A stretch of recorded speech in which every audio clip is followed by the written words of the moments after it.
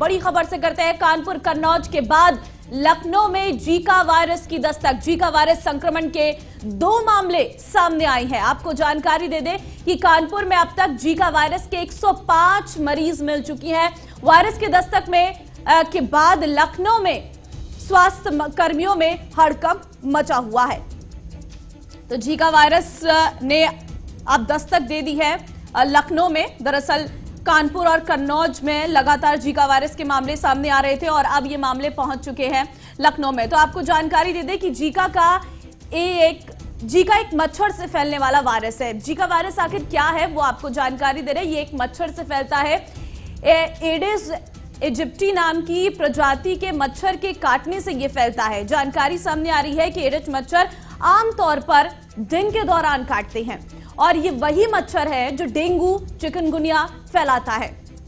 साथ ही आपको ये भी बता दें कि प्रेग्नेंट महिलाओं के लिए खास तौर से भ्रूण के लिए खतरनाक हथियार ये वायरस माना जाता है। इसके लक्षण क्या है? इसके लक्षण भी आमतौर पर डेंगू जैसे ही होते हैं, क्योंकि डेंगू भी मच्छर से उपजी बीमारी है। साथ ही बुखार आना, शरीर पर चकत्ते पड़ना और जोड़ों में दर्द होना, ये इसके लक्षण है।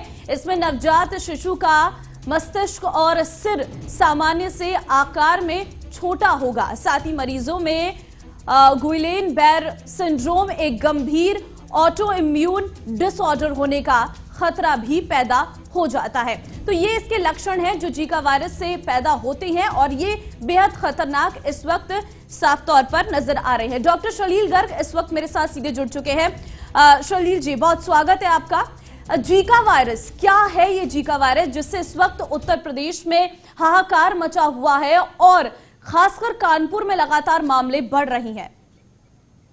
ममता जी, जो हम लोग कई बार बात करते आए हैं और जिस चीज़ के बारे में हम लोग करते रहते हैं, ये सब हमारी बीमारियां, चाहे डेंगू हो, चाहे मलेरिया हो, चाहे जीका वायरस हो। आज की तारीख में जीका वायरस आ गया जिसके बारे में मैं थोड़ा सा बताऊंगा आपको। पर हमें ये चीज़ जानना बहुत ज़रूरी है कि ये सब public policies, public health systems के फेल होने का असर है। जब हम लोग साफ़ सफाई नहीं रखते, पानी इकट्ठा होता है, जहाँ पे आप जाइए वहाँ कचरा पड़ा हुआ है। माननीय प्रधानमंत्री जी ने 7 साल से कोशिश करी कि हम लोग एक स्वच्छ भारत की तरफ चलें, पर हम जब ये सब नहीं कर पाते तो हम क्या करेंगे? मच्छर और मक्खियों को ही जन्म देते हैं, वही आगे बढ़ती हैं और यही सब बीमारियां फैलाती हैं। जीका वायरस एक वायरस है जो कि ईडिस इजिप्टी करके जो मच्छर है, अब जैसे आपने बताया, उसके थ्रू फैलता है और इसकी मोर्टेलिटी काफ़ी हाई हुआ करती थी, अराउंड 8% हुआ करती थी। ये पहली बार जो है केरला में, हिंदुस्तान में इस साल आया था जुलाई में। उसके बाद से हम देख रहे हैं कि ये धीरे धीरे नॉर्थ में फैल रहा है, जैसे कि कानपुर, लखनऊ, थोड़ा गोरखपुर, ये और भी होंगे जो हम लोगों ने पिकअप नहीं किए होंगे।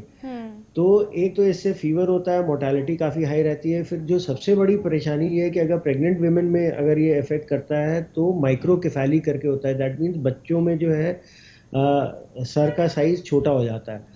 दूसरी और एक और प्रॉब्लम है कि this can also be sexually transmitted, जो कि एक काफ़ी परेशानी की बात है, बिकॉज आपको पता नहीं होगा और ये भी एक एक्स्ट्रा जरिया ऑफ ट्रांसमिशन हो जाता है। तो ये सब कर करके जब तक हम लोग पब्लिक हेल्थ पॉलिसीज ऐसी नहीं बनाएंगे और साफ सफाई अपने पास नहीं रखेंगे, तब तक हम लोगों को कोई इसका फायदा नहीं दिखेगा। लेकिन शलील जी, इस बीमारी का इलाज क्या है और कैसे पता चलता है कि इस वक्त हम डेंगू से नहीं बल्कि जीका वायरस से संक्रमित है?